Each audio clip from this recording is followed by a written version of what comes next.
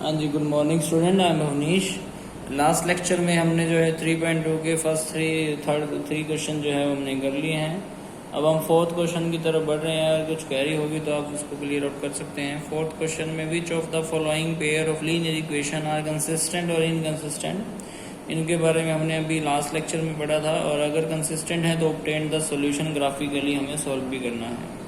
तो कंसिस्टेंट और इनकंसिस्टेंट निकालने के लिए पहले इंटरसेक्ट कर रहा है या पैरेलल है या कोइंसिडेंट है, सबसे पहले ये हमें पता होना चाहिए। उसके लिए A1 A2 B1 B2 और C1 C2 को पता होना चाहिए। तो जैसा कि general equation A1x plus B1y plus C1 equal to 0 and A2x plus B2y plus C2 equal to 0 है, तो A1 यहाँ से हमें मिल रहा है 1, B1 और C1 जो है वो -5 मिल रहा है। सिमिलरली A2 यहाँ से 2, B2 भी 2 और C2 यहाँ से -10 हमें मिल रहा है। अगर हम A1 बाय में A2 की रेशो निकालें तो 1/2, B1 बाय B2 की रेशो निकालें तो 1/2 और C1 बाय C2 की रेशो निकालें तो वो भी 1/2 ही हमें मिलती है। Therefore 1/2 is equal to 1/2 is equal to 1/, therefore A1 by में A2 is equal to B1 by B2 is equal to C1 by C2. Therefore the lines shows क्या शो कर रहे हैं? कोइंसिडेंट। अगर ये कोइंसिडेंट शो कर रहे हैं सो इट इज क्या है? कंसिस्टेंट है या इनकंसिस्टेंट है? It is consistent. और अगर कंसिस्टेंट है तो ग्राफ भी बनाना है, तो आपको दोबारा से ये जो है इक्वेशंस लिखनी पड़ेंगी। क्यों लिखनी पड़ेंगी? क्योंकि अब इनके पॉइंट्स जो हैं हमें ढूंढने हैं। जैसा कि फर्स्ट इक्वेशन है, अगर इसको फर्स्ट और इसको सेकेंड हम इक्वेशन मान लें, तो फर्स्ट इक्वेशन के अगर हम ग्राफ ढूंढें तो यहाँ पर हमें ग्राफ मिलते हैं। मिनिमम टू पॉइंट जो हैं हमें ढूंढने पड़ते हैं। x plus y is equal to 5 अगर हमने लिखा तो x और y, तो यहाँ पर क्या पॉइंट्स हमें मिलेंगे? तो अगर हम x को 0 लेट कर लें then y is equal to 5 आता है, और अगर हम y को 0 लेट कर लें दैन x इक्वल टू क्या आता है? 5 आता है। बहुत ही इजी पॉइंट्स हैं। 2x plus 2y equal to 10। जैसा कि आपको पता है कि कोइंसिडेंट है तो सेम पॉइंट्स भी आ सकते हैं और आएंगे भी, बट एक पॉइंट जो है हम कोशिश ये करेंगे कि अलग ले लें। जैसा कि अगर हम x को 1 मान लें तो 2 1 ज़ा 2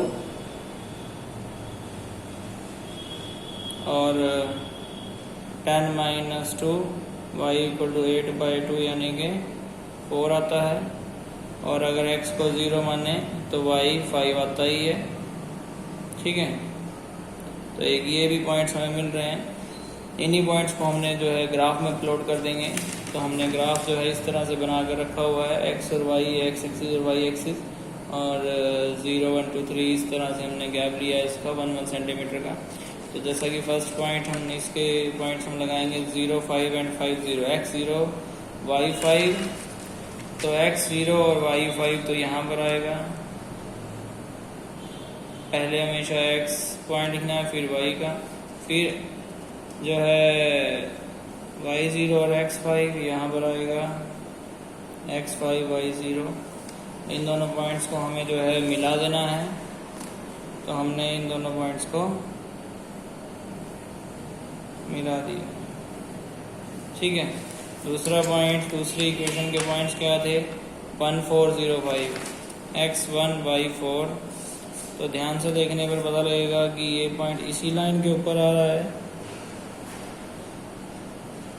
और 0 5 और 5 0 भी इसी पॉइंट्स पे आ रहे हैं। तो ये कोइंसिडेंट लाइन थी, तो एक ही पॉइंट के ऊपर सभी, एक ही लाइंस के ऊपर सभी पॉइंट्स आने थे। तो ये बिल्कुल ठीक ग्राफ बन रहा है, बिल्कुल सही है।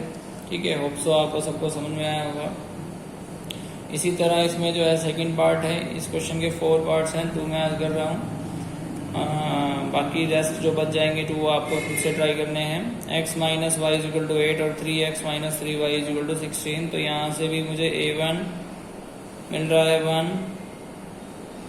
B1 मुझे मिल रहा है -1, C1 मुझे मिल रहा है -8, A2 मुझे मिल रहा है 3, B2 मिल रहा है -3, C2 मिल रहा है -16। ठीक है, भी है। तो A1 बाय में A2 की रेशो निकाली 1/3 आ रही है,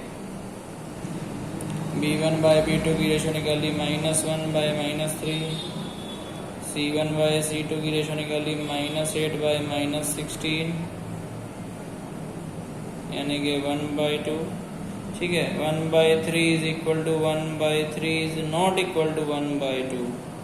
ठीक है, और इसी तरह से क्या होगा कि A1 बाय में A2 is equal to B1 by B2 is not equal to C1 by C2। Therefore the lines shows parallel। ठीक है, पैरेलल लाइन जाएंगी, सो इट इज इनकंसिस्टेंट, इसलिए अब ग्राफ नहीं बनाना है इसका। ये क्वेश्चन यहीं तक है।